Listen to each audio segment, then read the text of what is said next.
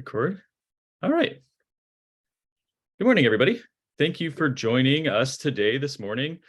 Joining the Oregon Community Food Systems Network and the Farming for the Future Working Group. We are here today to learn from some experts in Oregon land use law and Oregon land use policy and current legislation that is impacting land use and farmland protection. Won't go too deep into that. But my name is Andrew, and I work for the Oregon Community Food Systems Network. I am the Farming for the Future Working Group coordinator. Have had the pleasure of working with many of you on the call. And, I have heard in many different spaces in the working group about this topic of land use, farmland protection, exclusive farm use, zoning, and thought, hey, why don't we get some folks in here who are experts in this to help provide some more background to educate our network and our organizations and the folks doing this amazing work, supporting farmers and ranchers, supporting access to food, for working on policy to create a more sustainable and just food system. Let's talk about land use, and invited here today two experts in this. Greg Holmes, he's the Food Systems Program Director at the and Southern Food Advocate for the Thousand Friends of Oregon. And Greg will be giving an overview of Oregon land use. He's like giving the land use 101. And then we've got Nellie McAdams, who is the Thousand Friends of Oregon Board Chair and Executive Director of the Oregon Agricultural Trust. And she'll be giving us some updates on current legislation and its impacts on land use and farmland protection. So I also just want to acknowledge here right at the top that we live in Oregon, and this land, all of it, was at one point indigenous land, lived on and cared for by Native American communities. And that's I think a very important kind of grounding place to any discussion when we talk about land justice and land use, that acknowledging the history of forest removal and the colonial process and practice. I'm muted, I think. So I'm going to hit mute for some folks who are unmuted. And please keep yourselves on mute. Thank you. And then, so with that grounding and with the quick introduction, I think I'm just going to hand it right over to Greg so we can get going here. We've got a lot to cover. So thanks for being here. And Greg, take it away. Thanks, Andrew. Thanks, everybody, for joining us today. As Andrew said, my name is Greg Holmes. I'm the Food Systems Program Director and Southern Oregon Advocate for 1000 Friends of Oregon, a role I've been in now for a little over 20 years. And joining me today, the second part of our presentation, will be Nellie McAdams, who I've worked with through almost the entire time that I've been in this job, in various places. Worked with Nellie. This is the first, and we've co-presented a number of times. This is the first time that we've co-presented when she's been wearing her hat as the board president. So that's pretty exciting. Thanks again for joining us. We were asked, as Andrew said, to come and give kind of a background, a foundation for the land use planning program in Oregon and how it protects farmland, some of the challenges that we face. And then I'll do most of that part of the presentation. And then Nellie will talk about some of the current bills that are related to land use planning in the current legislature. One of the things that I'm going to hit on towards the end of my part of the presentation is, even though we have these great protections in place, why do we keep losing farmland in the state? And what does that mean? Thank you for your answers to what farmland protection means to you when you were signing up. This is just a sampling of some of those answers. And it really runs the gamut. You'll see, as we talk, the land use planning program also does. Before I get started, I want to thank Andrew for acknowledging the acknowledgement he just gave. I really want to emphasize that context is important. Everybody here understands, I think, to some degree, why Oregon looks the way it does today and who has access to land and power. We all understand that there were people living here before European settlers came.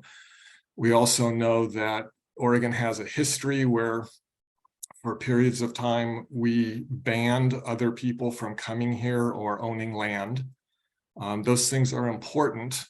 And the land use planning program that I'm going to be talking about today, which was established in 1973, was built on and incorporates that history. In 1973, we didn't really talk about climate much. DEIJ was not a thing. Those emissions were built into this system that I'm going to be talking about today, and have perpetuated some of the harms that were caused by that history through gentrification, displacement, bias, and outright disenfranchisement. And those are weaknesses that need to be dealt with. And it's important to note that the state and many of the organizations that are working within this system now recognize those weaknesses and are working to address them. Climate is now a huge topic of conversation, and who gets considered in decisions and how those decisions are made are being discussed, and those processes are being changed. I could talk about both of those things, each of those things, for 90 minutes. That's not what we're here to talk about today, though. But it's important to keep this context in mind as we talk about the program as we go forward. What we are here today to talk about is farmland protection and protecting farming in the state of Oregon. And I want to start Greg, with one thing, sorry, yes. I forgot to mention, folks, please put your questions in the chat, and we have time between each of the presenters for some questions. So just want to make sure that that was stated. Yeah, thank you. Thanks, Andrew. Yep. This chart is based on data from the USDA Census of Agriculture, which happens every 5 years. And it does not address land that is zoned for farming. It addresses land that is actively being farmed. And if you look at this chart, what was happening in the 50s and 60s before our land use planning program came into effect is we were losing land that was being farmed at a horrific rate. And what was happening there is a lot of it was being converted to other uses, and some of it was coming out of production just because it maybe wasn't the best places to be farming, but it was coming out of production for a variety of reasons, including some of the best farmland we have was being developed on. There was a farmer in the Willamette Valley outside of the metro area named Hector McPherson, a dairy farmer, who looked across the valley and saw the march of development coming toward his farm and realized he was going to get swallowed up if something didn't get done about that. He got himself elected to the Senate as a Republican, and I'm going to mention the parties here only very briefly, but I'm going to make a point about that. There's a reason for it. Republican Senator Hector McPherson teamed up with probably the most liberal Portland urbanite senator that existed at that time, Ted Halleck, and Governor Tom McCall, who's pictured there to the right, who was also a Republican, and they became the architects and champions of Senate Bill 100 in 1973, which was signed 50 years ago this month. There'll be a celebration in Salem next week commemorating that. I mentioned the parties because I really want to emphasize this was a bipartisan bill with the kind of cooperation we just don't see very much today. It was or had urban and rural support. It had big support in both chambers of the legislature, and it had a governor who was the champion of the bill. It was that way because people realized how important this was. I also want to say that Senate Bill 100 did not create the land use program as we know it out of whole cloth in a vacuum in Salem. What it created was a framework, and that framework in part created the Land Conservation and Development Commission, and it charged that commission with coming up with the goals of the program. What are the goals of the program going to be? And in 1974, the Land Conservation and Development Commission, LCDC, went around the state and had hearings, talking to Oregonians, hearings and meetings, talking to Oregonians about what they thought the goals of the program should be. 10,000 Oregonians participated in those meetings, which is pretty astounding when you consider that the population of Oregon at the time was less than half of what it is today. And these are the goals that they came up with. These 19 goals, the first 14 were put in place in 1975, and the remaining 5 were put in place shortly thereafter. They're the same goals for all that 50 years. Most of them have been revised somewhat and updated somewhat during that time. And, some of them probably could use a little bit of refreshing now. But I think it speaks well for the care and the input that the state took to put this together, that basically these same goals still guide the program today. One glaring omission now is there's not a specific goal for climate. Things like energy, goal 13, energy conservation is what it was about. It doesn't talk about production. It doesn't talk about climate change. It doesn't talk about some of those other things. But for the most part, these topics, these goals cover most of the topics. I want to point out 2 things about this. One is the first 2 goals. The very first goal is public involvement. It's actually called citizen involvement. And 50 years ago, that term citizen didn't have some of the baggage that it has today. But the concept there is that people get to participate in the decisions that affect development in their communities. And that was number 1 goal, and that was very intentional, and that's still the case today. The second goal says, thou shalt plan, and your plan shall be based on facts, and your plan shall be coordinated. And that's basically all that says. All of the rest of the goals are about substantive issues. They're each about specific topics. And the thing, I want to point out again, agriculture is the first of those specific topics, and there's a reason for that as well. But the other thing I want to point out is these goals are meant to be they're about how we figure out trade-offs and make decisions about what's important for the state. They're a balancing act. There is no point at which any of these goals always trumps any of the other goals. It's all about balance and trade-offs. And that's intentional, again, within the program. The statewide program, as I mentioned before, it's a framework. It's not there's this meme that says that it's a one-size-fits-all program that's handed down from the bureaucrats in Salem. That's a great soundbite, but it doesn't really describe how the program works.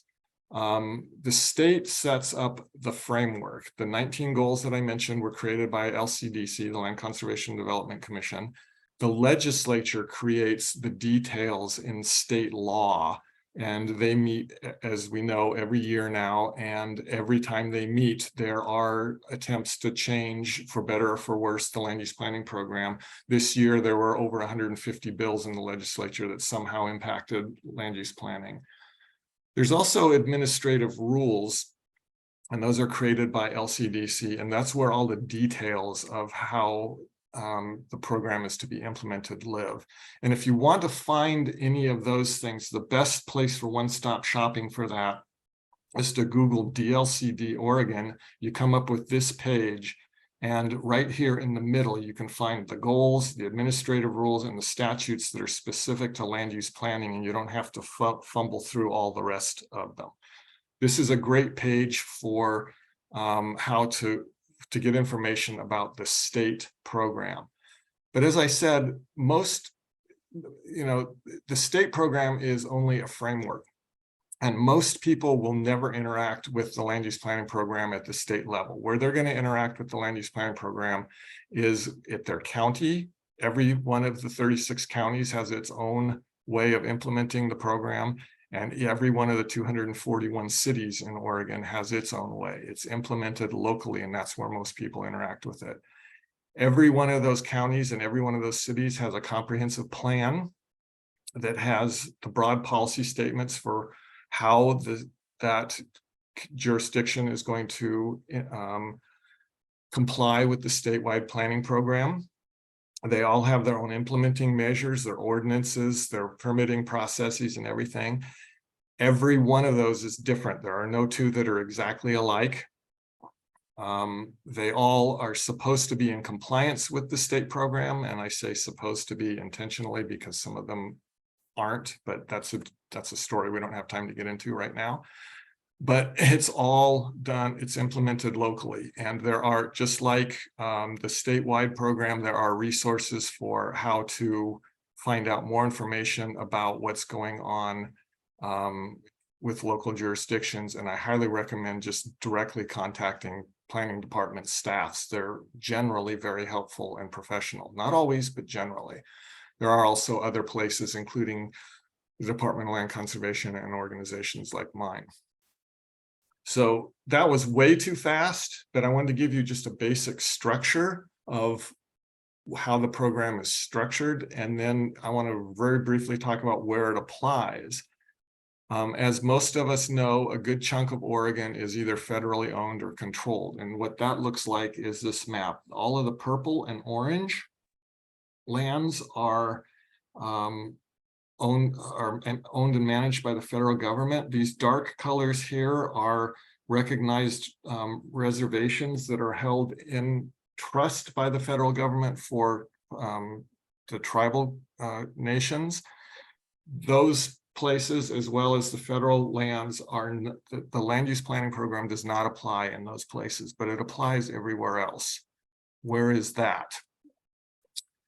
This is how the non-federal land breaks down in Oregon. Starting from the bottom, about 3% of the non-federal land is inside of our cities in urban growth boundaries. Something just slightly more than that is outside of the cities, but zoned for residential, commercial, and other non-resource uses. But most of the land is that stuff in the red there is zoned exclusive farm use and it's protected for agriculture, or it's zoned for forest and protected for forest uses, or there's a lot of land that is a farm forest zone, which is protected for resource uses, and farming and forestry are both allowed in there. And on this map, that's the light green color is the EFU, the exclusive farm use. The dark green color is the forest land, and the yellow is the mixed farm forest zone. So that's where the land use planning program applies in the state. The purple areas here are urban growth boundaries, and I want to talk about them briefly because they have a huge role to play in protection of agricultural land in the state. About 80% of Oregonians live inside of urban areas, inside of urban growth boundaries.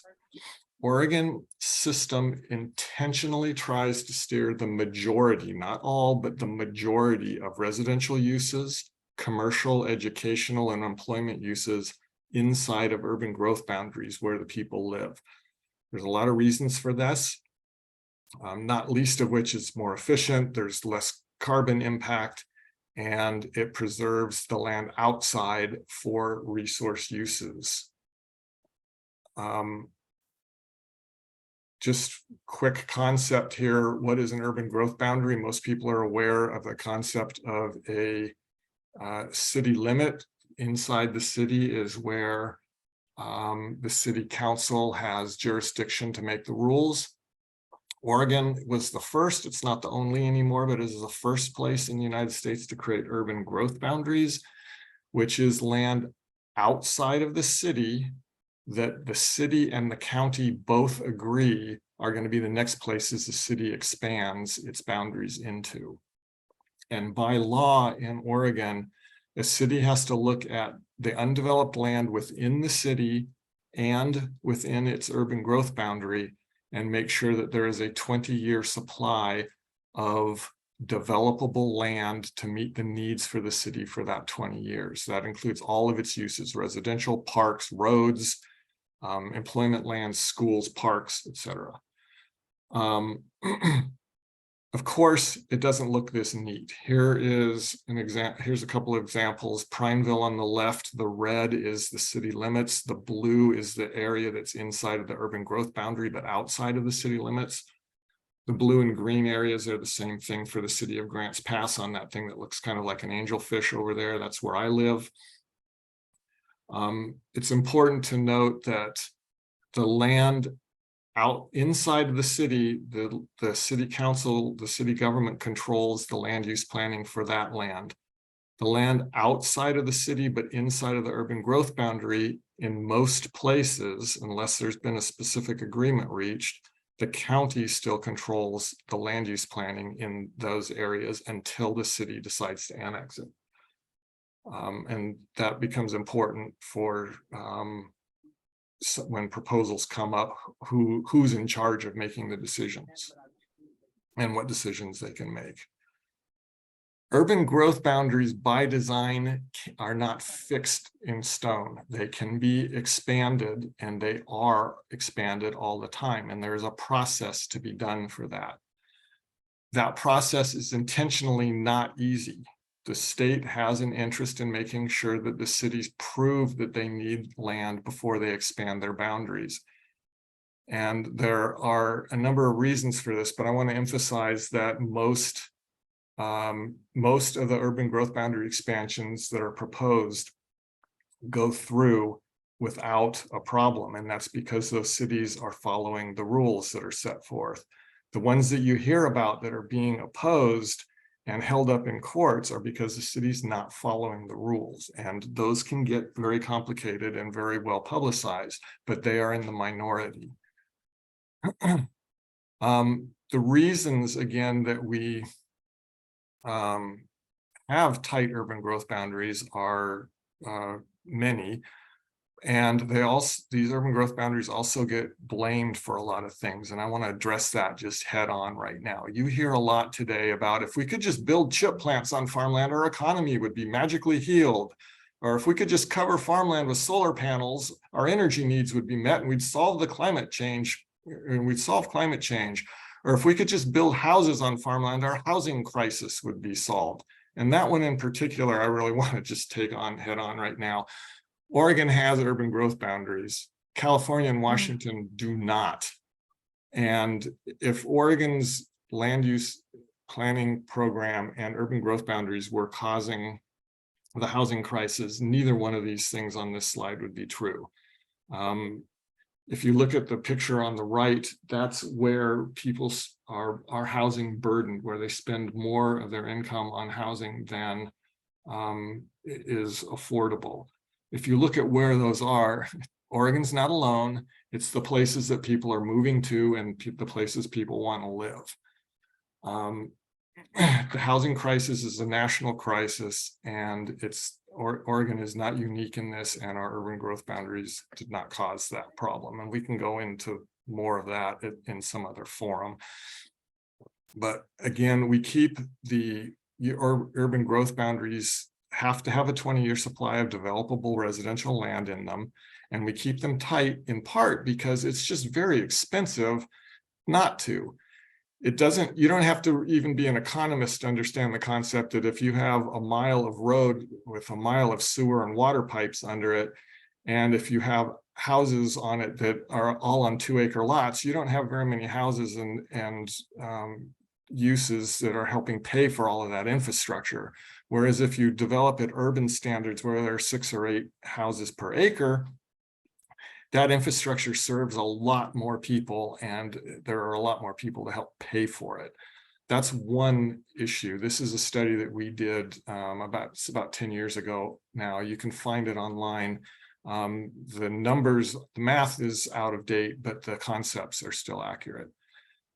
Another reason, though, that we keep our UGBs tight is because most of our cities are surrounded by farmland. And if our cities are going to expand, the probability is that they're going to expand onto farmland. And in the Willamette Valley, that's not a surprise. Everybody's aware that, the Willamette Valley has some of the best soils in the world, certainly in the United States. And that's where, our original settlement pattern houses were in that, in the places where farming was taking place. But it's not just true in the Willamette Valley. This is the Rogue Valley, where Medford sits right in the middle of the limited amount of farmland we have left. Tillamook out on the coast sits right in the middle of farmland. If Tillamook's going to expand, it's going to go onto farmland. Ontario and Vail and far eastern Oregon, same thing. So this is not just about the Willamette Valley. It's true all over the state. And I could have shown a lot more communities where this is true. These are just samples. So keeping our urban growth boundaries tight is one of the strategies that we have for preserving farmland. The main strategy, though, that we have for preserving farmland is under goal 3, which is the protection of agricultural land. And remember, about a little over 50% of the non-federally owned land in Oregon is zoned exclusive farm use, or some version of that. Different counties call it different things, but exclusive farm use. And that is to preserve land for farm use. And I want to touch really quickly on, what does farm use mean? Farm use is the current employment of land for the primary purpose of obtaining a profit in money. It's not, I want to have a farm to live on, to put my big house on and have a great view. It's about working the land for profit and money. It's about producing crops and animals. It's also about preserving land to meet current and future needs. And how do we determine what those needs are? And how do we protect the land? Well, as a proxy for that, farmland, EFU farmland, is zoned primarily based on the quality of the soil and the productivity of the soil. And it's different in different parts of the state. I really want to emphasize that as well. It's not the same everywhere. And it's also not only about the soil. It's about several other things, including lands necessary to permit farming practices on adjacent or nearby lands. So the fact that in some small amount of land in the middle of valuable farmland can't be used to grow things on does not necessarily make it not farmland. I want to really emphasize that again. It's really important that it's not just the land, but the land that things can grow on, but the land around it that helps support that.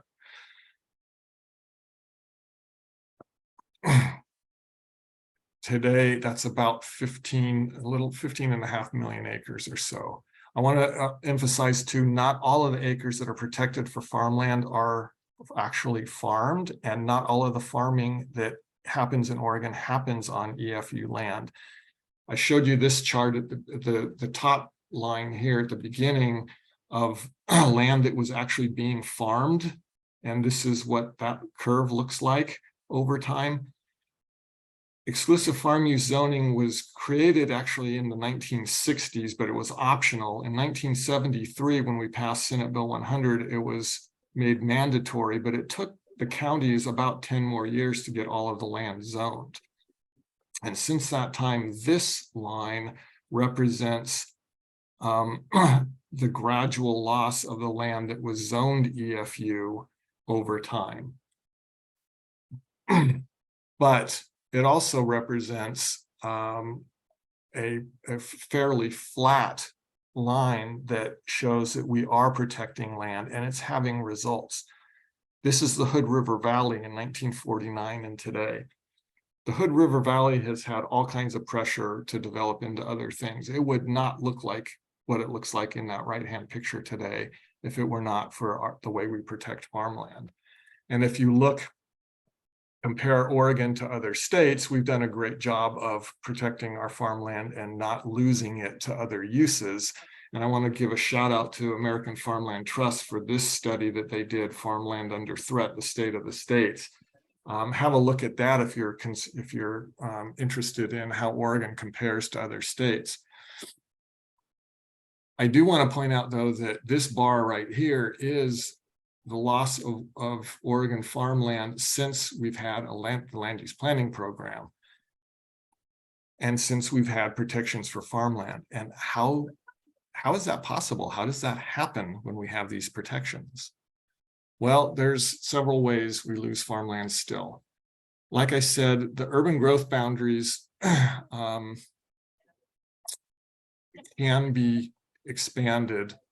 And if they're going to expand, the chances are in many places they're going to expand onto farmland, even though that's supposed to be the last priority, the last place they go. Our land use planning protection is a political system. And it's, like I said early on, it's based on trade-offs, and it's only as strong as the will to keep it in place and the will to keep it strong.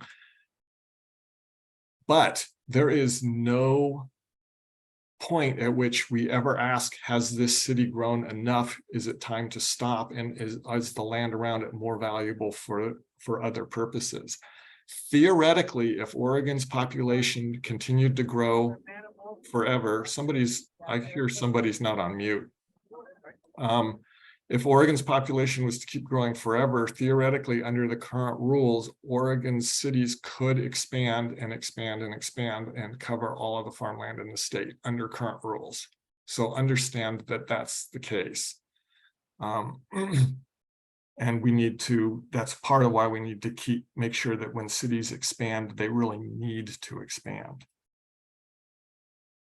We also lose about the same amount of land every year through rezoning for rural, industrial, low-density residential development and other purposes. And there are processes for that. And that's, I don't think anybody argues that that's shouldn't be allowed, because sometimes there are going to be reasons that make sense for us to rezone agricultural land into other uses. But again, that should be the exception, not the rule.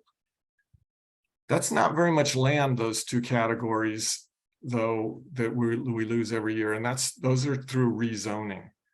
The biggest threat, actually, to farmland isn't the rezoning of farmland at this point, but it's the proliferation of non-farm uses that continue to be allowed on EFU zoned property without zoning.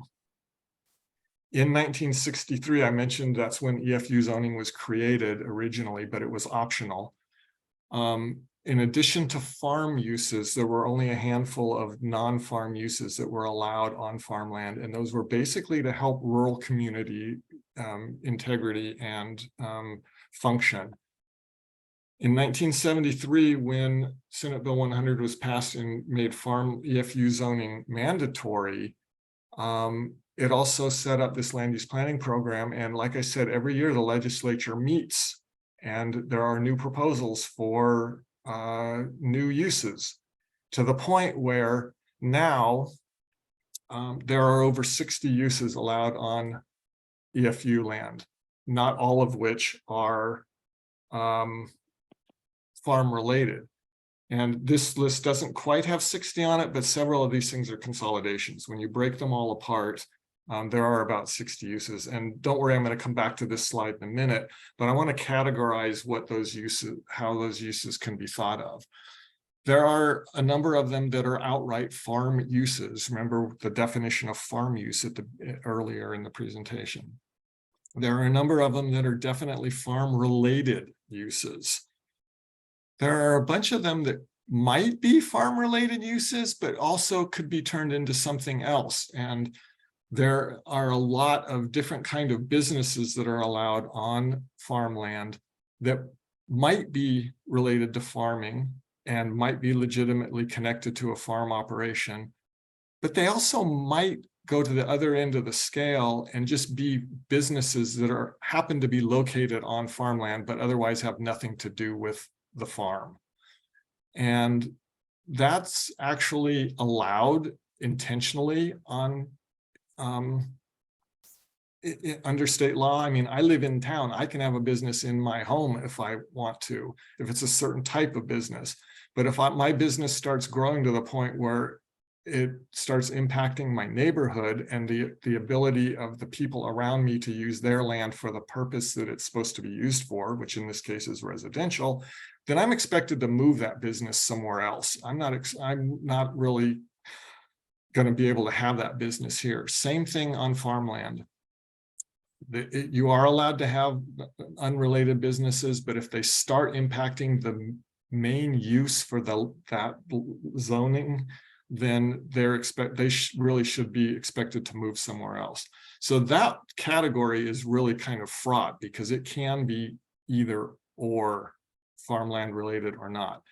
There are other categories of things that are definitely not related to farm use, but have to be where they have to be. Like, if you put a road through somewhere, that's where it's got to be. Gravel mines happen where the gravel is, that sort of thing. And then there's just another category that's just plain not related to agriculture in any way, but it's still allowed on farmland.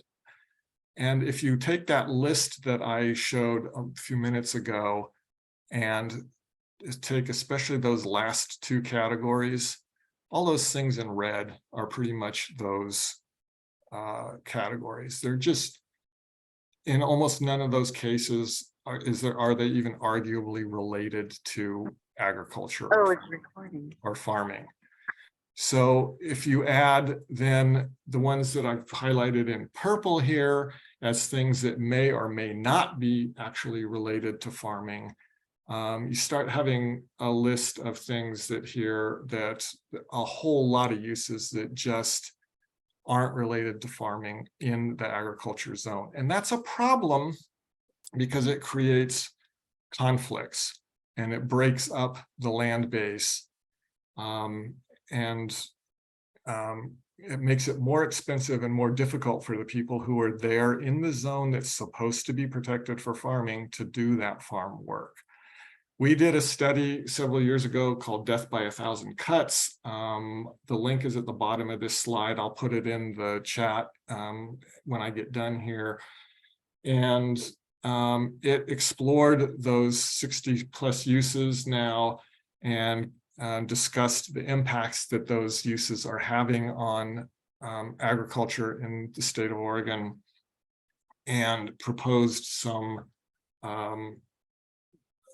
policy fixes for those. And we are working on that as part of our legislative agenda as we go forward.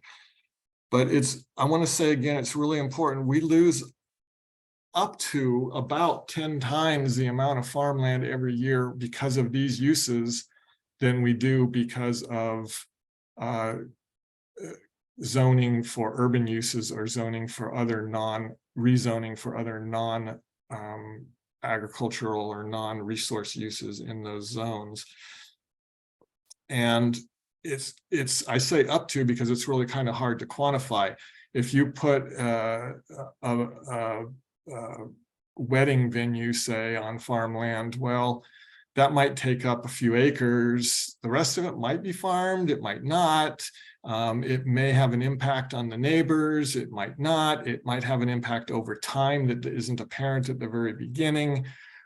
So that starts eventually chipping away at the land base, at the number of farmers in the region. That starts chipping away at the critical mass of businesses that support agriculture. Some of them start to go away. That makes it harder and more expensive for the farmers that are still there to get those services. It has a cascading effect. All of this is why we at 1000 Friends of Oregon are active in the legislature every year, trying to strengthen the land use planning program and the protections for agricultural land, and trying to defend against more uses that aren't related, that break those protections down. Greg, there Yeah. is a clarification question asking what are shadow conversion and impermanent syndrome? Okay. Shadow conversion is converting land to other uses without actually having it rezoned. So it still says it's EFU land on the maps. You know, it might look like there's something happening there that isn't. It's not an official converting of the land by rezoning or other obvious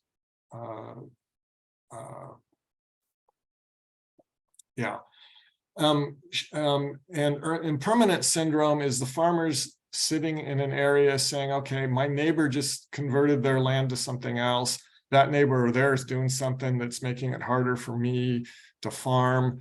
I see the dominoes falling. I'm not going to be able to farm here very much longer. So I'm going to stop investing in my operation. And in a few years, when I'm done here, I'm going to sell out to whoever I can for whatever purpose they want the land for. And it starts making it so that people aren't looking at the long-term viability of agriculture in the region.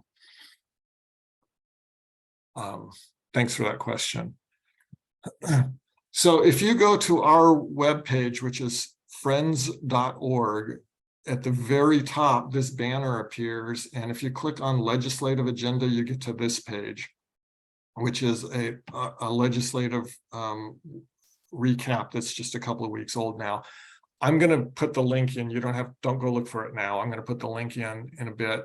But this gives you a list of several dozen bills that we've been following for this year, related to all kinds of topics. But there is a section in there called Resource Working Lands and Food Systems, and it's a bunch of bills specifically related to that. There's also a section on climate that has to list several bills that are related to agricultural land, agriculture, and benefits for farmers in the climate area.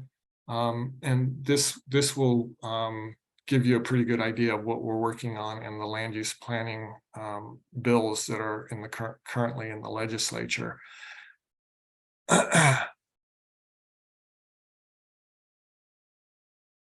We do the work that we do, and I'm really happy to do presentations like this because we want to make sure that we never see this sign show up in Oregon again.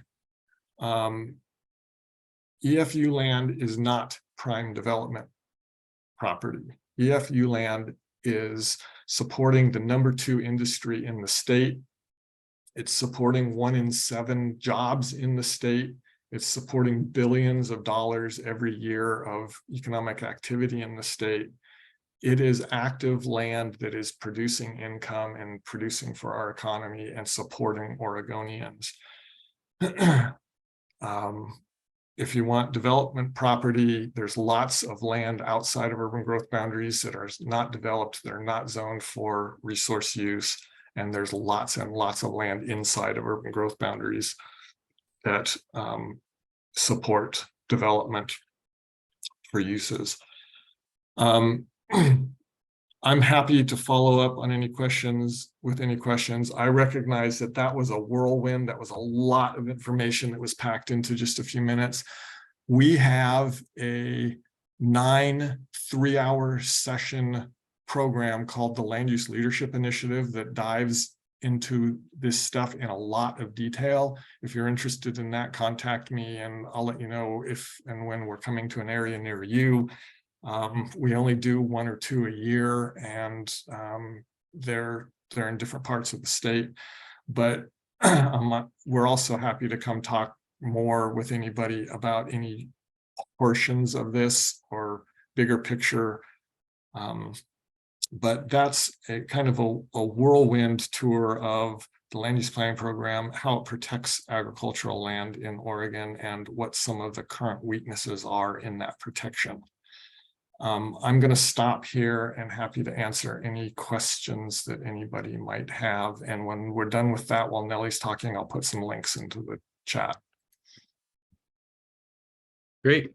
Yeah, thank you, Greg. A lot of information there, but very well presented.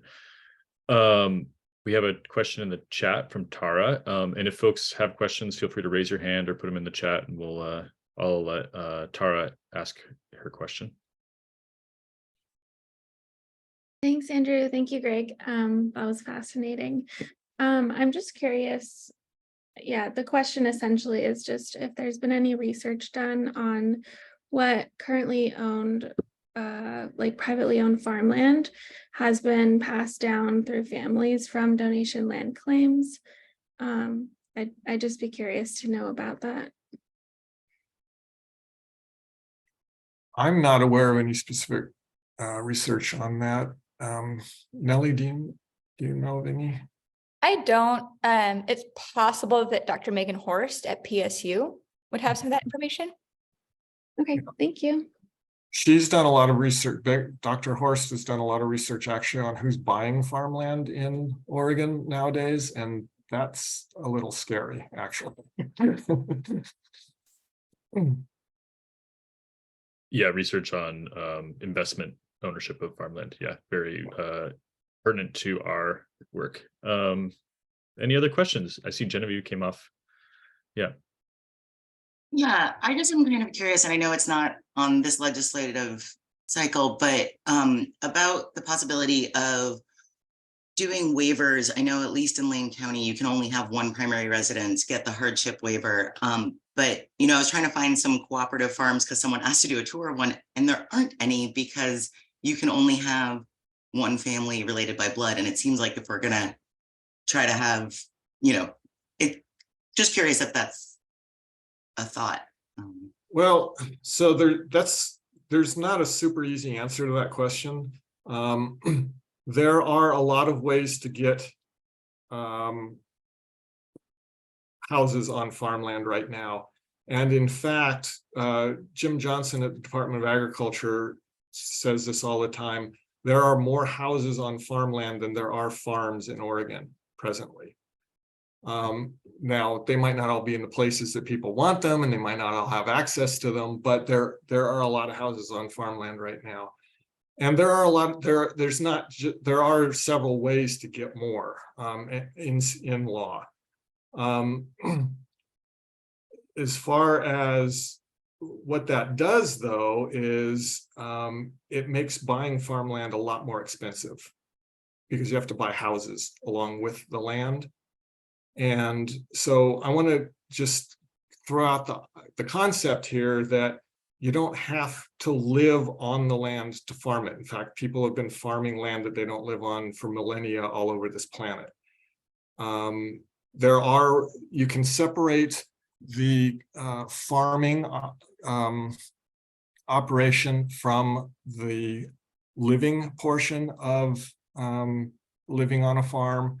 And you can, in fact, have cooperative farm operations. There's lots of rural residential housing around a lot of farm areas. I don't want to sound glib or dismissive of this, but there are problems with putting lots of houses on farmland that our system currently tries to mitigate. So there are other ways to look at this other than, you know, if you have a bunch of different families that want to cooperatively farm a place, having them all have houses on the property. It might not be as convenient, but yeah. Because even temporary housing is sometimes disallowed. Like there's the temporary housing for migrant farm workers, but if you are a family that's intending to stay there, then that doesn't work, because I think, you know, I mean, and this is partially my personal experience of me and 5 friends would go buy a farm and put it into production if we could all live on it legally, I think, you know, and there is a housing crisis. So it's more difficult to separate, you know, something that has the potential to provide a housing option when things are tough too. But I appreciate, thank you. If you do, there is a cooperative farm that is not in Lane County, but our table cooperative up closer to Portland. That could be a potential. Yeah. I think, yeah. well, no, just to share a thought on Genevieve's question. I think, the businesses that we establish, hopefully they'll be long lasting, but if and when that business no longer exists, a property with multiple houses on it will just look all the more ready to be brought into an urban growth boundary to a planner than a property that has fewer houses on it. So this is in part a consideration for the long-term viability of the landscape. And, one of my staff recently went farming in the Czech Republic, and he reported to me that the towns there are really dense. And there's in fact no homes on the farmland. People go from the cities to the land. And so that's a way for them to have community and to have resources close by and to protect that land, because if they had been having, family members building homes on the family estate over time, they would only have postage stamps at this point. So I just want to share that perspective as well. I see Christina's hands up. Yeah, thanks. And it's possible this was answered. I missed a few minutes here and there, but I'm curious if you all are tracking the size of farms over the time periods presented. And I guess I'd just be curious to see that data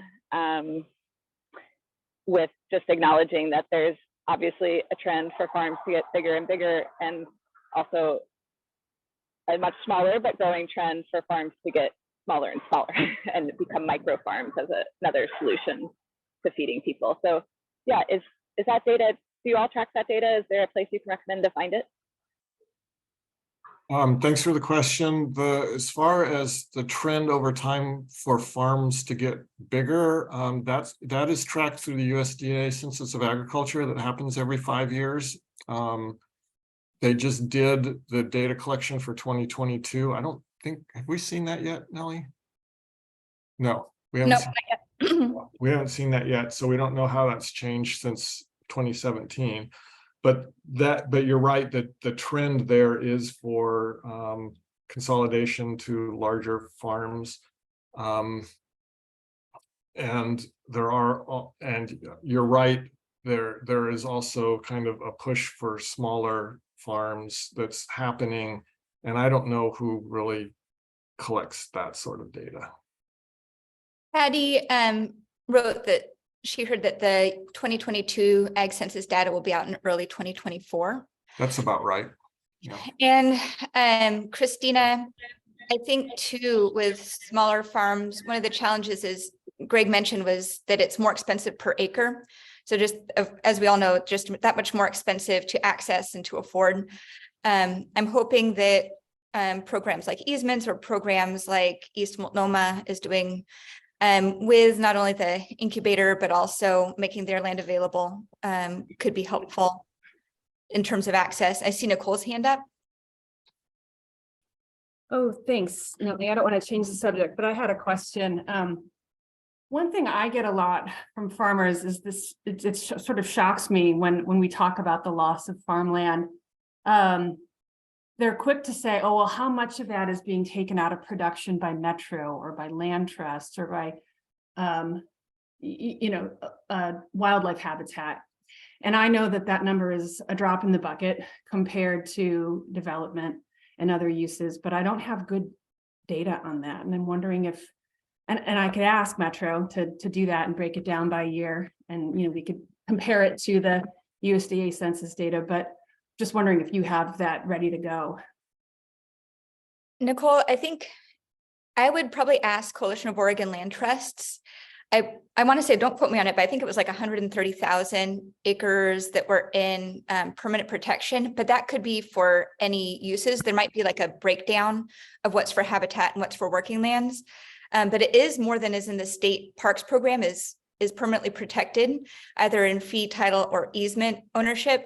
But again, I don't know how much of that allows forestry and farming on it. Okay, if I come up with those statistics, I'll share them too. Thank you. Great questions. I think we have time for one more, and there's two in the chat with this similar topic. The use of feeding communities without profit or money, the inclusion of that in the EFU language. What was that exact question? How do you think the language of EFUs like profit, money impact how farmland is accessed and by whom?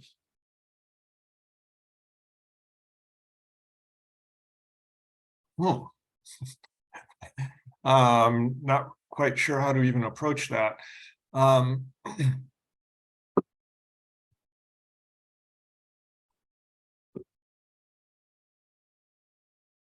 Yeah, I don't know. Nellie, do you have a thought on that? You know, it's interesting because a lot of the rules around land use really talk about gross income, not net. And so I wouldn't be too concerned that the land use program is as concerned about your marketing approach or your business organization. So if you're a nonprofit, as much as the fact that you are trying to raise food, fiber, et cetera, for production, rather than to just have a horse farm that is not intended to be necessarily productive for anyone. So I don't know if this gets to your question, Tara or Penny, feel free to elaborate on this. I don't think that the profit model so much talks about whether the business is either successful or organized as a nonprofit or cooperative or S corp, but that you are actually trying to make some of your living, not all of your living, but you're engaged in it for not just for personal use and not for uses that don't contribute to community or economy at all. And Penny, I don't know, can you elaborate on whether that answers your question? Yeah, kind of what I was wondering, and Tara, you'll have to let me know if you were thinking the same thing, is that a lot of conversations that I'm a part of around re-indigenization and reconnecting people to the land in order to care for themselves involve models that do not include production for profit, production in a commercial sense, but in order to create food sovereignty for communities. And so I too was wondering if the language around exclusive farm use with profit and money in there sort of excludes that approach to farmland.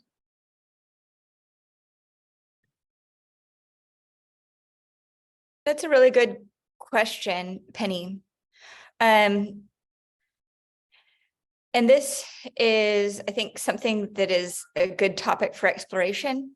Yeah. I'm wondering whether, you know, with harvest, especially by Indigenous communities, there's often use within that community. So whether money changes hands or it's, you know, necessarily capitalistic, it's for use and maybe a broader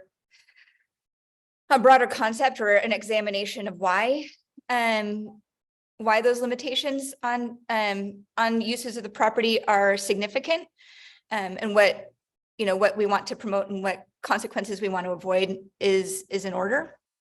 I'm just sort of thinking there. Yeah. I think the main thing that it's trying to avoid is, you know, someone buying 40 acres and just having a couple llamas on it and not even sharing them and just having a mega mansion in the country. So if that's the purpose, how can the language sort of address that while encompassing the models of being on the land that you're describing? I think that's a really good point. Yeah, I'd invite you to actually reach out. I'd love to explore that idea a little bit more. So if you're interested, please reach out. Yeah, I think this is we have this space here in the network to ask these questions, and to we have a lot of folks interested in these alternative ways and addressing historical injustices that are perpetuated in these types of systems. So the conversation continue. I really appreciate y'all opening that up. But we have I think we'll move on to Nellie's presentation on current legislation in the legislature that is challenging or impacting land use and farmland protection.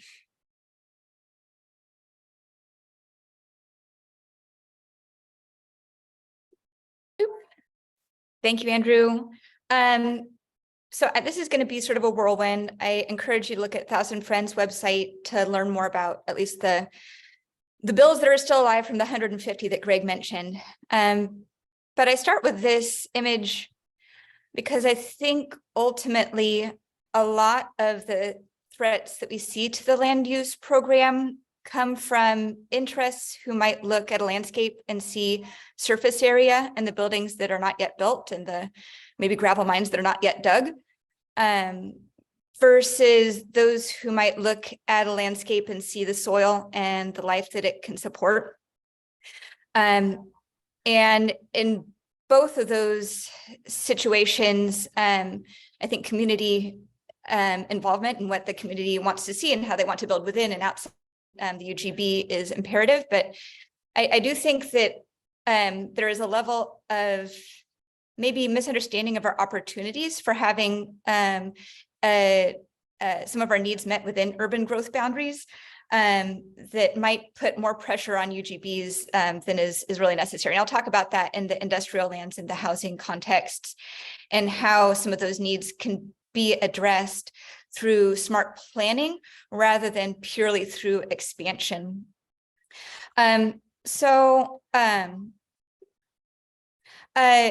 The first program that I want to talk about in the legislature, and many of you have heard me speak about this before, I'm only going to go through it briefly. If you want to hear more, I'm happy to talk about it, or Greg with Thousand Friends as a supporter as well. Many organizations actually on this call as supporters, but that's the Oregon Agricultural Heritage Program. So this is a statewide grant program run by the Oregon Watershed Enhancement Board that funds 4 different grant types. One of them, the most pertinent to this conversation, being working lands conservation easements. And those are voluntary agreements between a landowner and a land trust to remove development rights that interfere with agriculture. So the land use program is regulatory. This is a program that exists because as long as it's the will of the people, as long as it's not the will of the people, it would go away.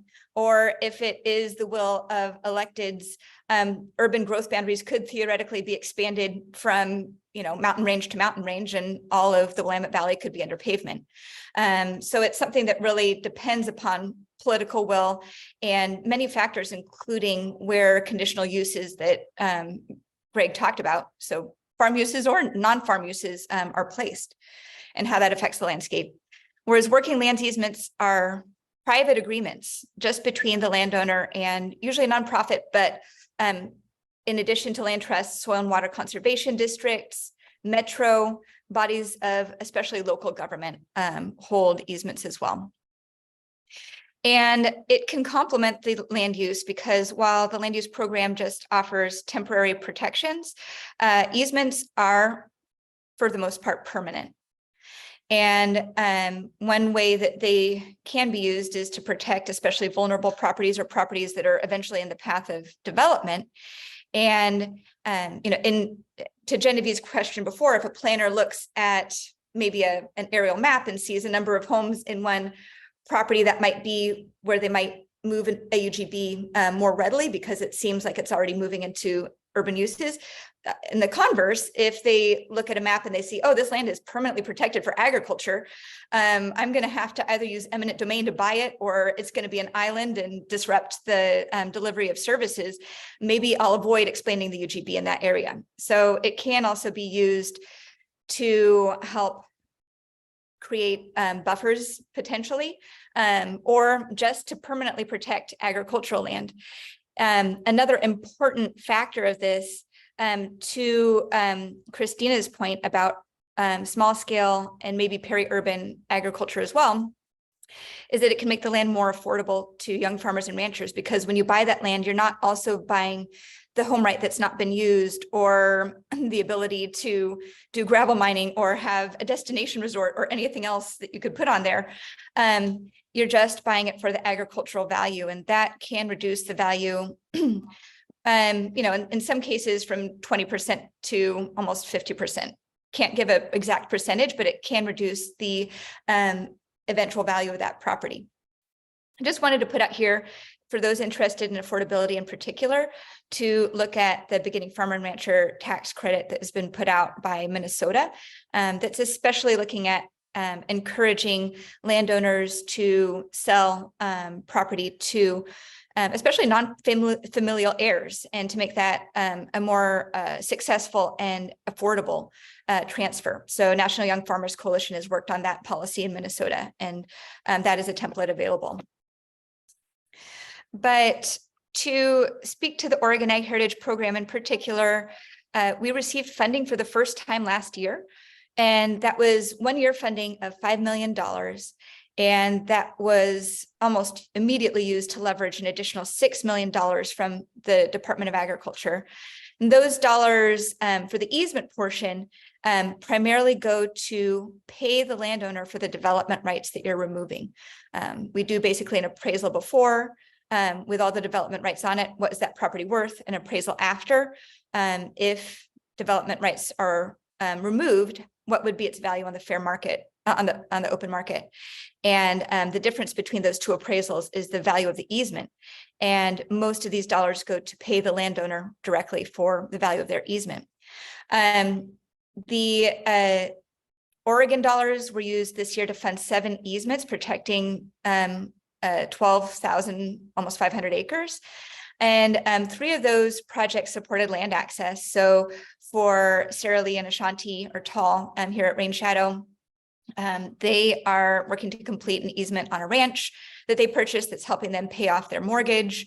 And there are similar projects to that as well. And we'd love to see more of that throughout the state. And those projects range throughout the state from Columbia County to Lake County to Curry County. There's really need for these projects everywhere. I'm happy to talk more about them. And it also funded conservation management plans, another component. So right now, what we're looking for with this at the legislature is simply more funding. We got $5 million for 1 year. We're looking for $10 million for the biennium, plus $0.8 million to administer the program. We are hopeful about the funding, especially with a positive revenue forecast that just came out on Wednesday.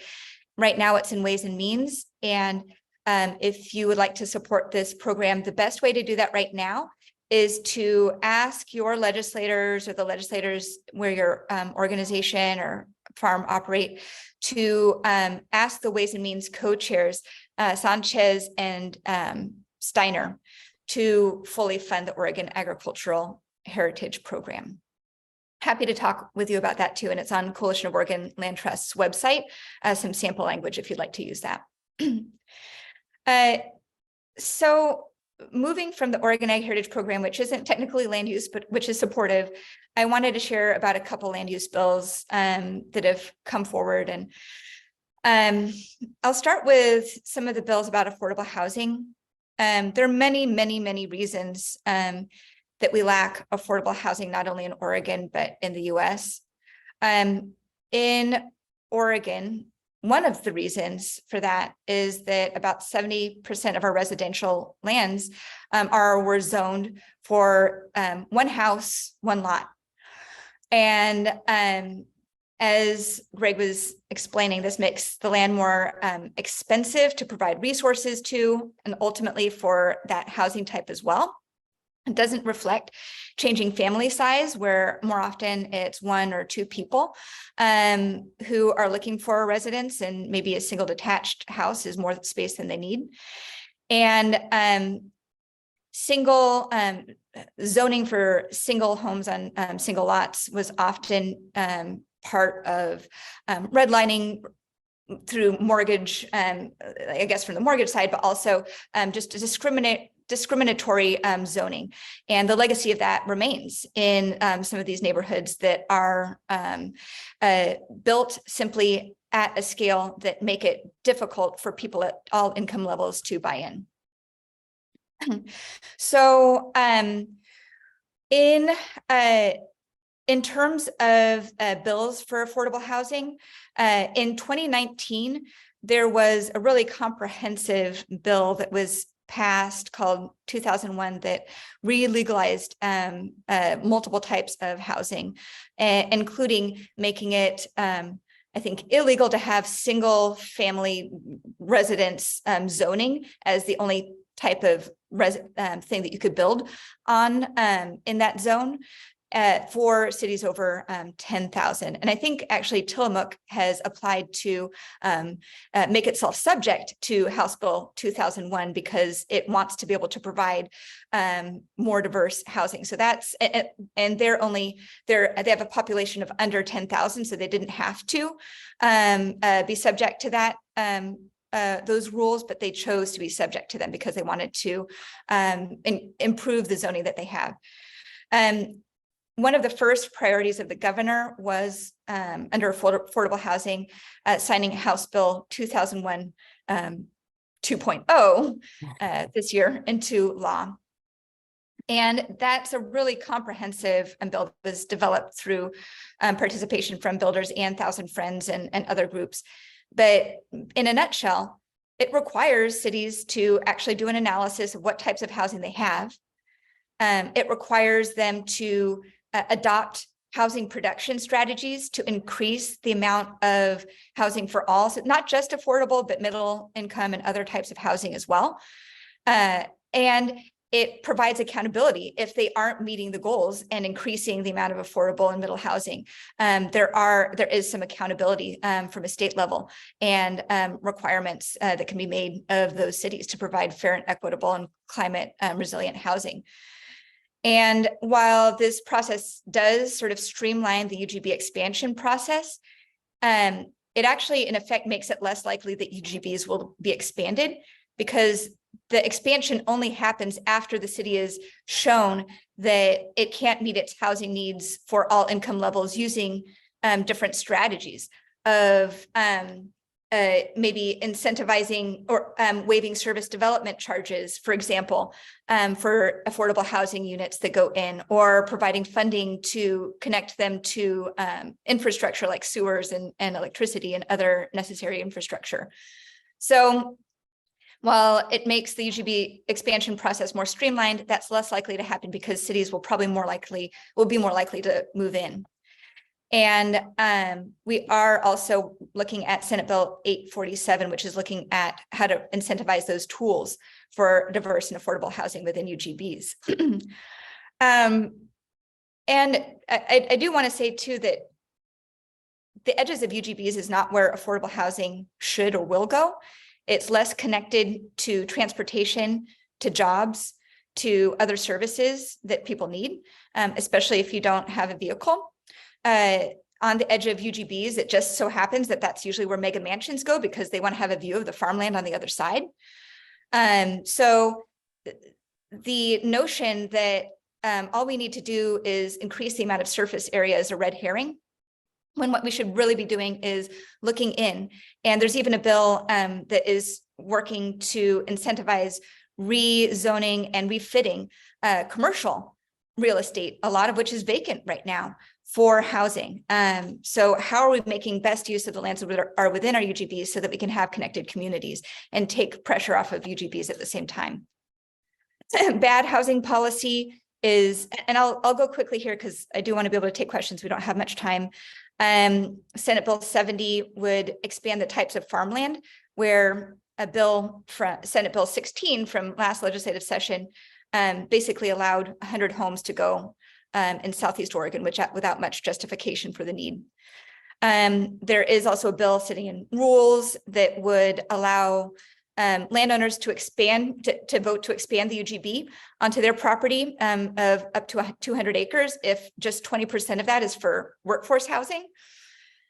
And one that would allow basically short-term rentals anywhere in exclusive farm use. And short-term rentals, especially in places like Hood River County, are one of the major reasons why we're lacking affordable housing, is because a lot of those short-term rentals are taking up homes that would otherwise be available for farm labor for farmers themselves with VRBO and Airbnb. The next sort of sector that is competing with agricultural land is industrial. And I should also say commercial here. Data centers are kind of straddling the difference. And this is Washington County, and these data centers are sitting on what was some of the last best soil in the state, some of the largest patches of Class 1 soil that was remaining.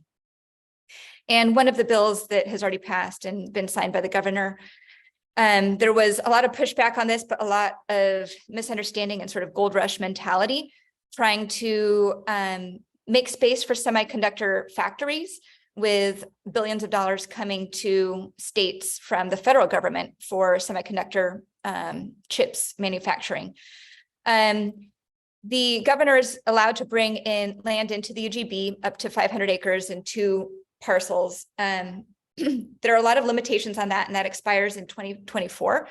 But there was not really a good inventory done. And in fact, there's not a state inventory of industrial lands right now at all that's maintained and accurate. And since after this bill came forward, we found over 10,000 acres of industrial land that's already within urban growth boundaries. And partly the problem is that that's not inventoried. Partly the problem is that many cities will allow commercial building on that. So Hillsboro's allowed hundreds of acres of commercial or Topgolf building on land that had been reserved for industrial because it's quicker. Industrial land, you have to hold on to large parcels for a long period of time. And many cities are reluctant to do that when it might be quicker and cheaper for the developer to build commercial. The landowners also advocate for this because as I've heard from one elected, the best way to make money at farming is to buy land by the acre and sell it by the square foot. And so these landowners stand to gain hundreds of millions of dollars from selling some of the last best agricultural land for an industrial use where there's already land available for it. And one of the most disturbing things about Senate Bill 4 is that it really eliminates most public participation, which is goal 1 of the land use program and one of the most important pieces.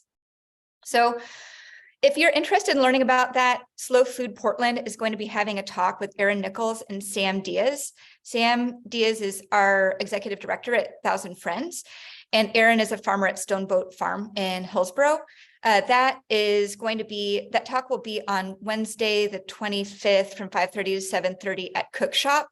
If you'd like to go, you just register on Slow Food Portland's website. But they will be talking about that in particular and about some of these pressures on land, maybe with a little bit more of a political perspective as well. So that's all I got. Please reach out to Greg and I, sign up for our alerts and read about our mid-session recap and how things go from here. Thank you, Nellie. We've got about 9 minutes on the meeting. If folks have questions.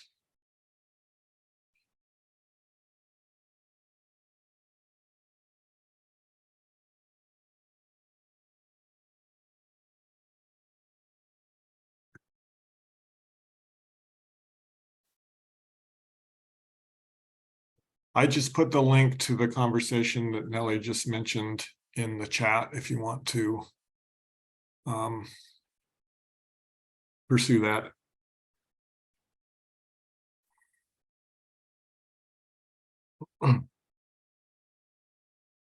Well, I am happy to say that I think these conversations are ongoing, and I think it's definitely very pertinent to much of the work that folks do in the Oregon Community Food Systems Network, and that through the Farming for the Future Working Group, I am here to help convene continued conversations. So please reach out. We'll be doing more of these educational events. Happy to help convene those tricky conversations that were brought up in the earlier conversations. Tara. Thanks. I don't want to take up all the question time, but I thought I would ask. Nellie, you were mentioning like the importance of middle housing for protecting farmland, which I thought was really interesting. And I'm wondering if you're working in partnership with any organizations that are working on middle housing and what those are. Yes, we are working in coalition with a lot of groups around housing issues around the state. And I'm work more outside of urban growth boundaries, so I don't know if I can find you a list right at the moment, but I will look while the rest of the conversation is going and seeing if I can find a connection for you. Thank you. Tara, I put in an op-ed written by Sam as well as Community Alliance of Tenants and I think Habitat for Humanity on that issue. So that's their opinion piece in the Oregonian.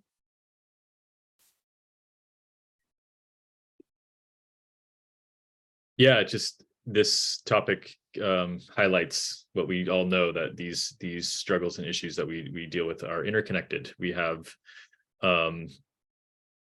work to do as a network and in our organizations to be reaching out and engaging with the different justice work across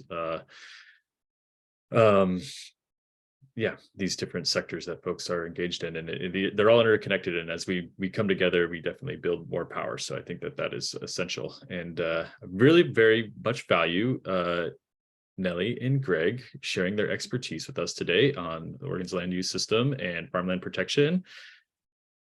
Last call for questions. Andrew, is it okay if I just add one more thing to Please. Yeah, of course. So Yeah. At a county level, Sam is working with Bienestar and Apano and other organizations. So the city of Hillsborough is one that has valued expansion, especially just surface area expansion over a lot of other values, including community and affordable housing. And as a result of the tax breaks that it's given to industry and of the sort of deferred infrastructure costs, it is $31 million in debt. And that means that budget cuts need to be made. And some of those budget cuts are being made to lower income communities, communities of color, elderly, and different social services. And so Sam is really trying to connect the dots between like, what are the opportunity costs of expensive expansion?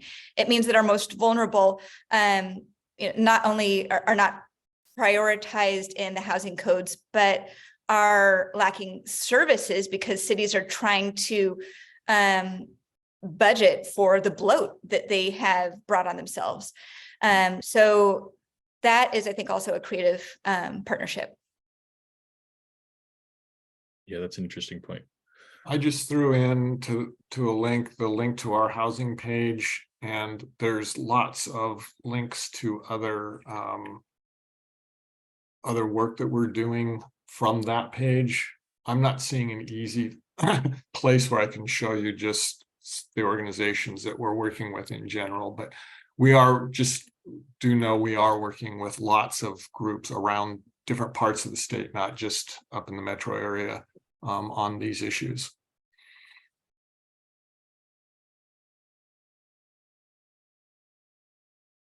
Fantastic. And Andrew, thank you for that reminder that this stuff is all connected. And that's why I started talking about farmland protection by talking about urban growth boundaries.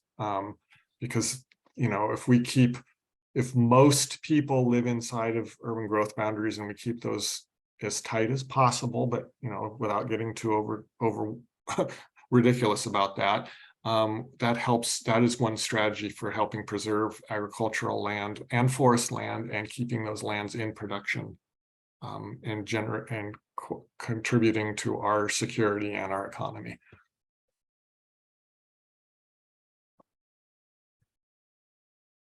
Fantastic. Okay, thanks everybody. Enjoy your Friday. Enjoy the beautiful weather out there. And this will be put up on OCFSN's YouTube page. So we'll be sharing out that link and share it with your friends. If you gained a lot of information, I did. And hope you all feel more confident as you go out there and do your work and get questions or engage with the Oregon land use system in farmland protection. Thank you all. Thank you, Andrew. Bye. Thank you. Reach out with any questions.